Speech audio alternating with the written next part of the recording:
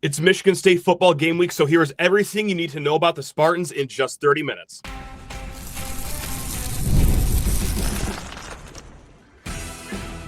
You are Locked On Spartans, your daily podcast on the Michigan State Spartans, part of the Locked On Podcast Network, your team every day. This episode of Locked On Spartans is brought to you by FanDuel. Football season is around the corner, guys. Visit the FanDuel app today and start planning your futures bets right now. Spartan friends, Spartan family, Locked On Spartans listeners, thank you all so much for tuning in to Locked On Spartans, your team in green and white 5 days a week. Yes, leading up to kickoff and also beyond right here on the Locked On Podcast Network, guys. So look, we're going to be doing a little bit of schooling right now. Hey, it was a busy offseason, a long offseason. A lot of things have happened, especially in this new age of college sports where the transfer portal is always open. There's 1,000 new players on every single roster across the country. So look, whether you just woke up from your coma and you want to know about Michigan State football and what happened this offseason, we got you. If you're an everyday listener, you already know everything that's to know about Michigan State. Well, I think it's nice to touch the table a little bit and, hey, just level set ourselves right to start game week, guys, okay? Let's just all get on the same page here. What did we like about the offseason? What didn't we like? What are the expectations for this season? And what would success be?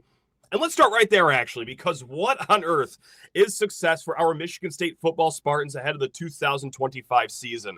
Look, it's not going to be a flashy record, at least in my book. It's not going to be a sexy record. You know, it's 7-5. And I can hear the snickering from rival fans, believe me. But let's also have some reasonable expectations here.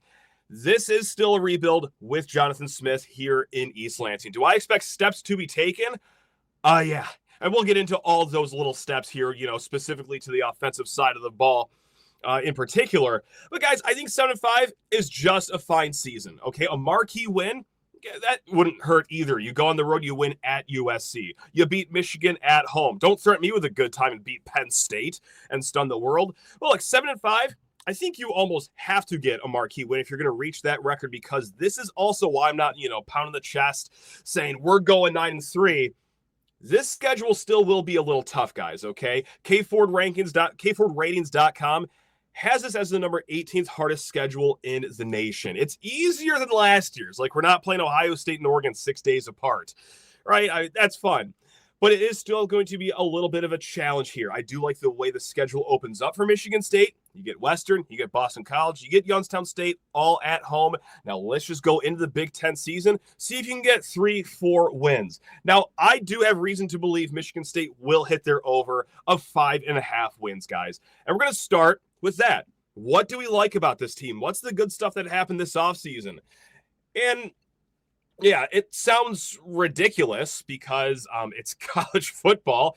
The way this sport was supposed to be invented and appreciated was by watching the same players year after year after year. Once they commit to you as a high school senior, you get 3 or 4 years of them at your college. And of course, that's just not how it is anymore. So the biggest storylines for Michigan State this offseason wasn't like anyone knew they got in the transfer portal, although we will talk about that. It's just who they kept from last year's team.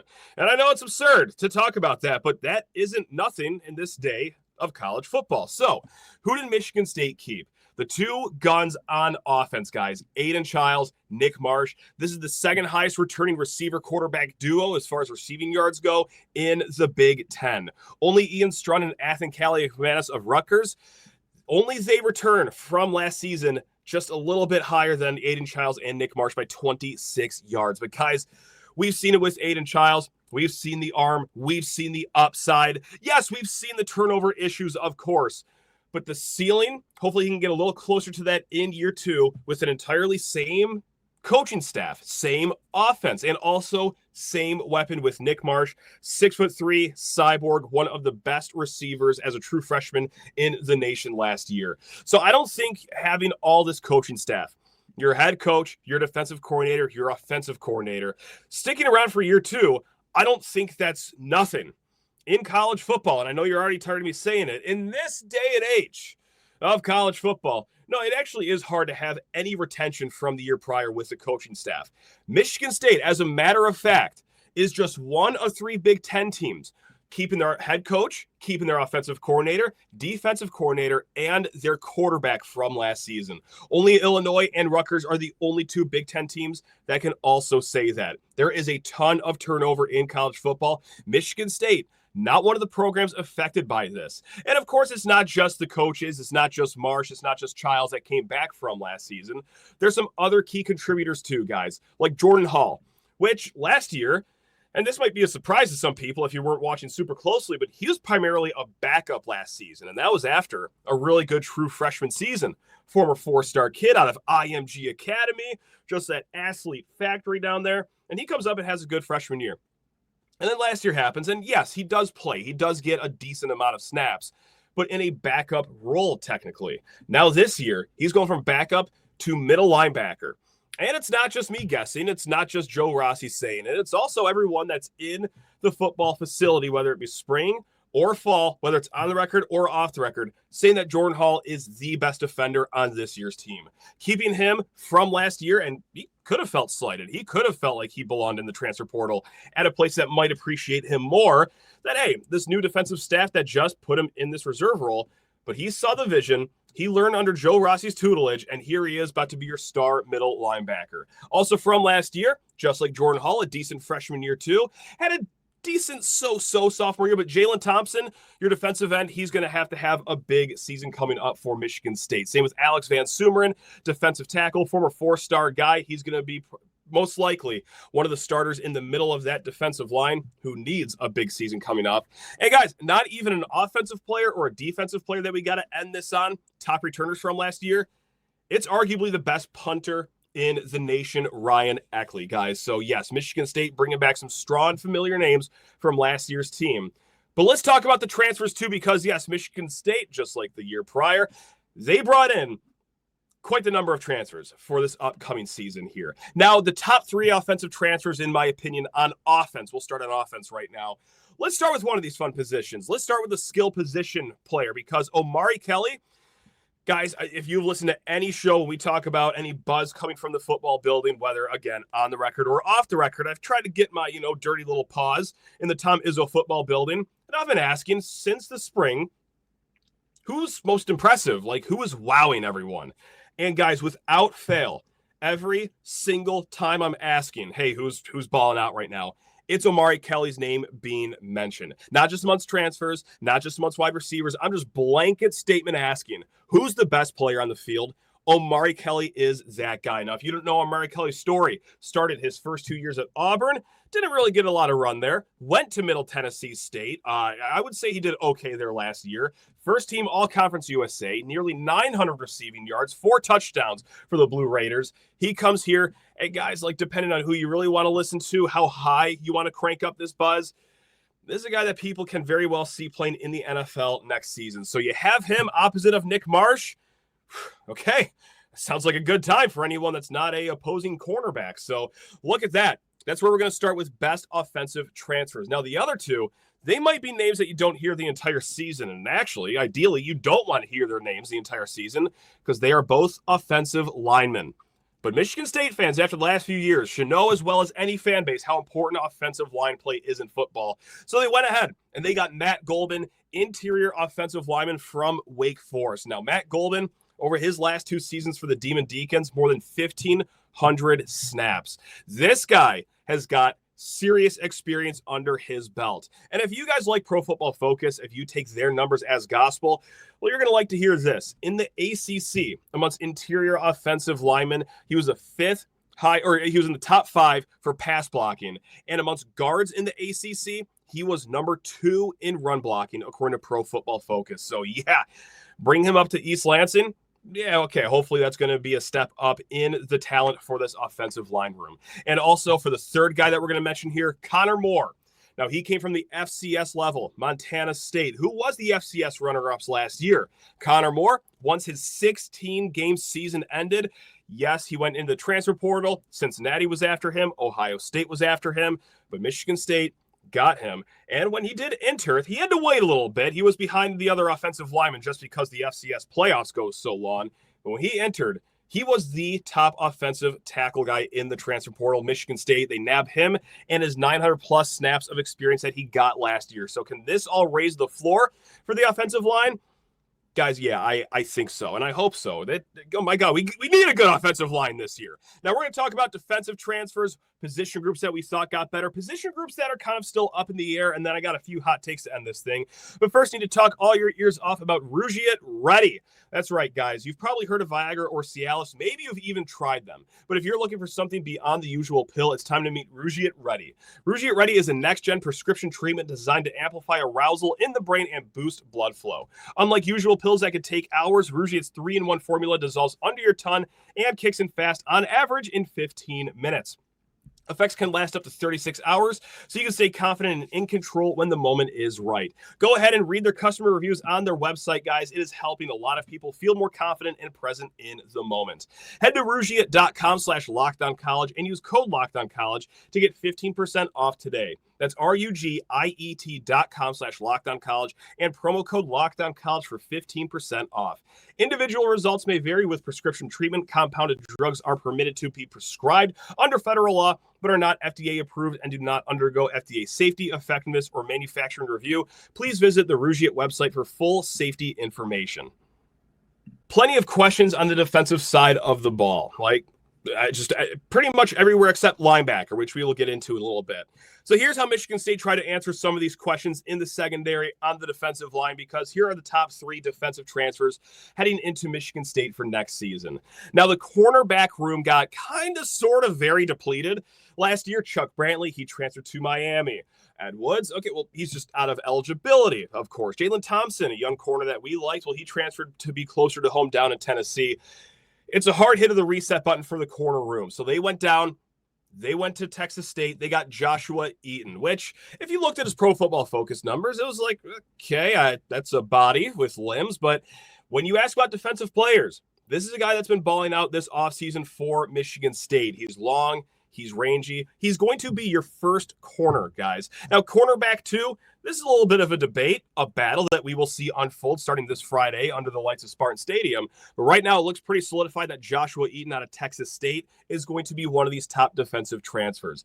Now, let's go into the trenches because, hey, defensive tackle, who could very well be starting right next to Alex Van Sumeren if Alex Van Sumeren is your starter, which we are led to believe. But Grady Kelly.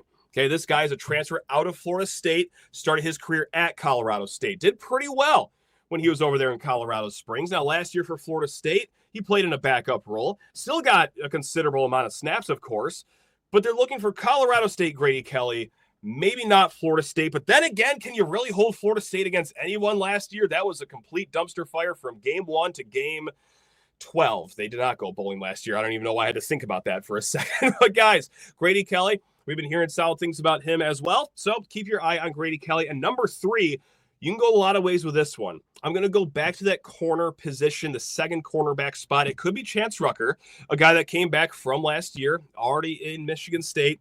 Or could it be Malcolm Bell? Okay, this is a senior corner from UConn, or another guy that comes in with a lot of experience from a lower level, Nijay Burt from Eastern Illinois. So there you have it, guys. Those are the top defensive transfers. So what groups did get better this offseason? Even before a single ball is snapped, even before Zeke the Wonder Dog does his halftime show, even before a kickoff tee kid runs out there to get the opening kickoff tee. Guys, I'm feeling good about quarterback. I get it. And I think that most of us are still on the Aidan Chiles hype train. I understand if you're one of those fans that turned the season off after 4 or 5 games and you said, to hell with it. I've seen enough turnovers, and there were a lot of turnovers last year. There's no mincing words. There's no hiding around that fact. There was 11 interceptions, 5 fumbles. Now, he really curbed those interception numbers to end the year last season, if you weren't watching. So I think that trended in the right direction here, guys, right? He's going to have already built-in chemistry with Nick Marsh. Yes, he already does have the chemistry with Jack Velling. Hopefully they can get a revival out of the tight end position. We'll talk about that in a second. But, guys, Aidan Chiles, I think, is too talented to not at least take a step forward. Again, I'm not here to tell you that it was perfect last year or that it will for sure be a flawless year for Aidan Chiles. The accuracy, yes, that could very well still be an issue that hopefully we'll start getting answers on in a few days here under the lights. But that's a cannon for an arm that you only see from a handful of college quarterbacks, and for most of the guys playing on NFL Sundays, I would say. His legs, you saw it last year, even at the start of the season, if you were still tuned in, he can extend plays. Now, unfortunately, he had to extend plays because, well, he was getting a lot of pressure right off the bat once he got that shotgun snap. But what you also saw later in the season, it wasn't just the legs that could make plays last a little longer, but they deployed him on designed runs last year. I think they were a little reluctant to do that to start last year just because they wanted to preserve his health. But if you look at his numbers, once you got later into October, in November, design quarterback runs were certainly an asset for this team. So I think he's going to take a step forward. And hey, let's not forget the backup quarterback, Alessio Milivojevic. He's been getting a lot of rave reviews too, guys. There's no quarterback battle right now, but they are confident with their sophomore quarterback coming back. So wide receiver, look, I think this is a position group that got better. I think they got faster. If you want to go back to the Oregon State Jonathan Smith days, you throw on those games at 10 o'clock at night, you're like me, you're trying to chase all your lost bets from earlier in the day. Well, you can count on Oregon State and their speedy slot receivers like Anthony Gold, Silas Bolden. That was a fixture of their offense. Now, Michigan State, of course, they used a slot receiver last year, but just wasn't really what they used to have at Oregon State. And that's not to say that was the only issue with that offense last year. It's not. They had a few things that they had to fix, but one of them is they just needed more speed. And I think they got better in the margins at slot receiver. They went down to Kent State, who was a woeful team, but they got the only player that was worth a damn down there. Christian McCray, guy accounted for, I think, 9 of their 17 or 18 or 19 receiving touchdowns. Okay, he was that offense, and he probably got the best player on the on the opposition's defense lined up across from him. And you also got Ronnie Bullard, Valdosta State. Okay, 1,000-yard receiver last year. We'll see if he can make that big of an impact from FCS play to Michigan State. But just know, with McCray, with Bullard, with Omari Kelly, they got faster, and this is something that this team absolutely needed. The tight ends, I think, will get better than last year. Half of that is because I think it was kind of underwhelming from them a season ago. Yes, there were some injury issues with basically all top 3 of their tight ends last year, but I think they will be aided by the speed around the edges too. Some of these slot receivers, or just Nick Marsh himself, Omari Kelly, taking some eyeballs off of them, being able to set up play action a little bit better. Hey, I think it's only going to work in a complementary way for this tight end group. And I'm going to keep on going with the offense, guys, right? I mean, so far it's been quarterback, wide receiver, tight end, and I'm going to make it a 4th straight offensive group that got even better this offseason. You heard me just talk about Matt Gulbin and Connor Moore. Look, I think Stanton Rammel, your starting left tackle, he was a redshirt freshman last year coming off of an ACL injury. Was it a perfect season from him? No. Was it a full-fledged disaster? Also no. And if you watch his games, you want to look at the Pro Football Focus numbers, or you want to go back to our interview with him a few weeks ago, you can see it across the board. The last month of the season, he did get better and better and better. That's a hard job to learn as a young guy, protecting the quarterback's blind side as a left tackle. But guys, as a former 4-star, I think he's going to come into this redshirt sophomore season and be just fine for Michigan State. Now, of course, hey, that's just like 3 guys a name, right? Connor Moore, Matt Gulbin, Stanton Rammel. You need 5 guys for the offensive line, right, Matt? Well, certainly. And what I really love about this offensive line this year is that, hey, rewind the clock, go back to last year.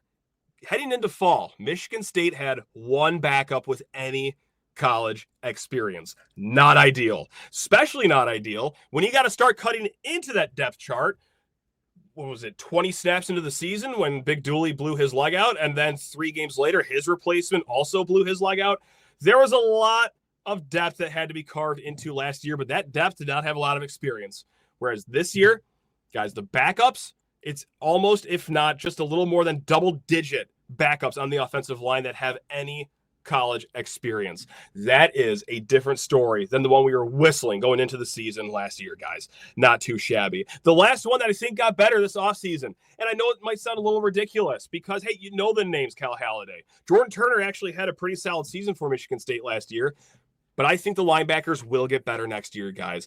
This is going to be an outfit of linebackers that kind of fits Joe Rossi's system a little more. Faster, twitchier, rangier. That's not to say, again, that they weren't good last year like Cal Halliday. Yes, a really good run-stopping running back, of course. But some of the deficiencies that the linebacker room did have came into pass coverage, you can kind of mirror that with the speed, right? Well, I think this year that's going to help. Jordan Hall, Darius Snow, Wayne Matthews, those are your starters. And then even just behind those guys, Ice Moa transfer from BYU, okay? That's going to be a benefit. Brady Pretzloff going into his second season. Okay, I like him as an athlete. Marcellus Pulliam, Samaj Bridgman. Guys, this is going to be a more athletic linebacker room. I'm already starting to feel pretty good about it. Now, that was a lot of positivity, right? Like, that was just a lot of sunshine blown up that you-know-what by this Michigan State fan over here. That's not the case with every single position group. We're going to get to position groups that I'm a little on here, and then maybe a take or two to end this whole thing. But first, guys, need to talk your ears off about FanDuel, America's #1 sportsbook. And as we already know it, this week in just a few days, guys, August 26th is officially FanDuel Futures Day. A brand new holiday for football fans who live for bold predictions and preseason hunches. For just 24 hours, FanDuel is giving you deals on NFL season predictions. So whether you're calling your MVP, eyeing a long shot division winner, or ready to crown your Super Bowl champ before week 1 even kicks off, this is your moment. Hey, for all my fellow Lions fans out there, right now, 11-1 to win the Super Bowl. Not too shabby. You like those odds, you're going to like them even more on August 26th, guys. Visit the FanDuel app today and start planning your futures bets right now, because FanDuel Futures Day is one day and one day only, guys. It's FanDuel. Play your game. So what are we worried about? What is up in the air with this team? Why is the over-under for this team just 5.5 and not 10.5? You know, what is up in the air right now? I got to say, like, I'm not writing this position group off. I just don't know enough about them because, well, they added a lot of new names, and this is just the defensive secondary as a whole. What we do know about this unit is that Malik Spencer comes back. That's great. Nikai Martinez will be back, but he's going to start the season most likely on the injured list. So what does that mean for the safety position? Is that Omari Smith or Justin Denson popping up and making a name for themselves? But also the cornerback position. We talked about that not too long ago, but they threw a lot of names that are coming from a lower level, guys, right? Like Najee Burt, FCS, Malcolm Bell from UConn, Joshua Eaton from Texas State, also Tracy Revels from Bowling Green, Devin Cromwell from, where did he come from? Texas Tech, I believe. So yeah, there's a lot of mystery here. Is it going to work? It very well could, but could it also be too high of a step for a lot of these guys coming from a lower level? Yeah, it also very well could. Hopefully they get to learn somewhat at a decent pace with Western coming to town, and then Boston College, who's a Power 4 team, but not Georgia by any means. And then Youngstown State, and then after that, okay, swim class is over. Like, you got to just go out there and not drown. So good luck to everyone. Another position that's been kind of an interesting storyline here this offseason, especially the last few weeks, is kicker. Jonathan Kim, he's battling for an NFL spot right now. So next up, well, Martin Connington, okay, this is like the 4 or 5-star kicker that you got from Idaho. His leg was seen in a boot at the Meet the Spartans event not too long ago. So that's one kicker that's already out. Tarek Amabasek from Chippewa Valley. I hope I'm saying your name right. But from Chippewa Valley, look, first team all-state selection for Division I right here in the state of Michigan. He had one PAT last year against Prairie View. He had 2 kickoffs. One of those was a touchback. We just don't know a lot about this kid, but he dealt with a little bit of injury issues. Should be a full go for Michigan State. The 2 position groups that have us kind of just the most on edge right now, the first one being running back. Is it going to be Brandon Tolis and Mekhi Frazier? That's certainly what it's looking like right now. 2 kids, 14 combined carries last year. Now, Mekhi Frazier primarily played linebacker in high school down in Texas. Now, he played at one of those massive schools, right? So, okay, you could kind of see why maybe, hey, really good linebacker in high school. But at that frame, maybe it wouldn't translate to Division I. So, hey, what else are you really good at? Okay, running the ball and being physical. Great. That's the kind of running backs that Jonathan Smith fancies himself with. Same with Brandon Tolis, 6'2", 220-ish pound kid. Yeah, that's going to be a lot of physicality at the running back position. But again, it's 14 combined carries. The other guy that got out of the transfer portal this offseason, Eli Tolliver, you could see him very well play a decent amount of snaps on Friday too. Well, this is a guy from Sacramento State who played decent enough. He was all Big Sky honorable mention. Is that going to be good enough to come up here and make some hay in Big Ten country? I just do not know. And 4-star freshman Jace Clarizio, is he going to be ready? I don't know. That's rhetorical and non-rhetorical. So stay tuned this Friday to see how this running back journey is going to unfold. The defensive line, though, is the position group. Yeah, that gives us like the willies the most. And could this be because of last year's infamous 6-game stretch without a single sack? Yes, it could. Absolutely, it could. But I do wonder, with all this talk about, hey, Grady Kelly, he's looking like one of the best defensive linemen for Michigan State right now. Is that because like he's actually good? Or is that because the backup from Florida State last year is just the best that we have to offer here, and he's just going to play by default here? I don't know. We're going to get the answer here starting, in the next few weeks. This might be a few weeks long to actually completely grade, but yeah, if Grady Kelly truly is just this good, Florida State mismanaged him, they didn't develop him great enough in their offseason with him, okay, fine, that's great. But if he's just here and a starter because, that's just the state of the defensive line right now, So, look, our offense has to score a lot of points this offseason. And let's get into some hot takes right now, guys. Now, I just got a few for you, I should say. Some of them are predictions. Some of them are just statements that I think are pretty bold. Like right now, Michigan State needs to start 3-0. Like absolutely 100% has to start 3-0 if they want to get to a bowl game. Because this schedule gets no easier once they leave Spartan Stadium, right? It is back-to-back road games, USC, Nebraska. You're going to be on the road for Iowa too, Minnesota, which that's not a team that you should laugh at. That's a really good defense that they have. It's going to be a tough road slate for Michigan State. Even their games at Spartan Stadium the rest of the season, you face Michigan, you face Penn State. Sure, you get UCLA thrown in the mix there. That's kind of a friendly game, especially at noon. But, man, if you can't do it against Boston College at home, how should we believe that you'll make up that game by beating Nebraska on the road, beating USC on the road, beating Iowa on the road? This has to be 3-0 out of the chute if Michigan State wants to break this 3-year bowl gameless streak that they are on. And I think they can. Again, I hope you've heard my optimism at the start of the show. And the second bold statement I have is there are no excuses for the offense this year. Sure, we did a little bit of that last year. Some of you call it excuses. I just called it reasons why things were the way they are. Hey, Aidan Chiles, he's young. This is his first year ever starting, right? Hey, this Nick Marsh guy, he might be the top target, but he's just a true freshman receiver. And even young for a freshman, too. Hey, it's kind of hard to install an offense and a defense in just one offseason. This, and that. All that's out the window this year, guys. Every single one of it. You're not going to hear me making, hey, Aidan Chiles, he's inexperienced, give him some time excuses this upcoming year. Nope. Second year as a starter. And that's pretty rare to have in the Big Ten, guys, right? If you want to blow it out to Michigan State's schedule, their 12 games, just 3 times they are playing a quarterback that returns to their team from last year. A lot of turnover in college football these days, right? Let's make this return of Aidan Chiles be a benefit, because it should be, especially with the chemistry he has with Nick Marsh, especially with this massive, massive asset that you have with Omari Kelly, with this offensive line that's been retooled, with the whole coaching staff on offense that's come back from last year. And oh yeah, that's right. They also brought over another coach from Oregon State. His name's John Boyer. He's the quarterback's coach here now. Aidan Chiles said that is, quote, one of the greatest things that's happened in my life, bringing him over this offseason. So no excuses from the offense, guys. And truly, we need to rely on the offense, because I got 3 predictions here. 3 bold predictions. You're going to hate the first one, but unfortunately, I believe it. I'm not going to ever BS you guys. I'm not going to say I think for sure getting to the quarterbacks is going to be fixed. No, my first bold prediction, I think Michigan State finishes in the bottom third of the Big Ten in sacks again this year. You want my honest opinion? Hey, look, I like Jalen Thompson. I think he's going to have a fine season as a junior here at Michigan State. Yeah, David Santiago, the guy they got from Air Force, can I see him being a solid player? Yeah, I can be. I just don't think enough was done this offseason, though, to, mitigate all the damage that was done to themselves in the pass rush category. So that's just one. You're going to like these other 2. So stay tuned, please. I beg you. I think the offense scores 10-plus more points per game than it did last season.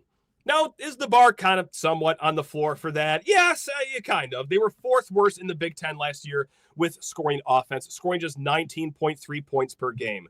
But 10 points, 10-point improvement is a lot. That's a touchdown and a field goal for all you math guys out there. Now, 29.3 points per game would be 6th best in the Big Ten last season. This would bring Michigan State from the lower third to the upper third of the conference, just like that. And I think they could do it. You heard me list everything. I'm not going to go through the whole rigmarole again. I think that this team can and also has to average 10 more points per game than they did last season. And my last prediction is Omari Kelly and Nick Marsh combined for 1,600 yards. Now, since the college football playoff season for Michigan State in 2015, how many times has that happened? The top two receivers combining for over 1,600 yards. It's happened twice. 2021, of course it did. There was 3 NFL receivers on that team. Jaden Reed, Jalen Naylor, they combined for over that number. And then 2019, Cody White, Darrell Stewart, they also combined for over that number too. I think that this is going to happen with Nick Marsh, with Omari Kelly. And that's not to say that the guys around them won't eat either. Christian McCray, Jack Valling, Michael Masunas, Brendan Parachek, why don't you get in the mix? Guys, I think it's going to be a good year of throwing and catching the ball. And it's going to be another fun year of Michigan State football. Again, guys, if you are a daily listener, thank you so much for making Michigan State, that's not in our show. How about Locked On Spartans, part of your daily listening routine? What a way to end this episode. Guys, if you're new to this program, you want more Michigan State football in your life, yes, we do stumble to the finish line of this show sometimes, but for the most part, yeah, I think we keep it pretty tight here. We're going to have a full rack of shows this week leading till kickoff. We got guests, especially maybe stay tuned to Wednesday or Thursday show. We could have someone that you may or may not know. He's new to Michigan State. And that's all I'll say. But guys, keep it tuned here. Locked On Spartans, your team in green and white. Now, until next time, hey, take care of yourselves. Love you all. Go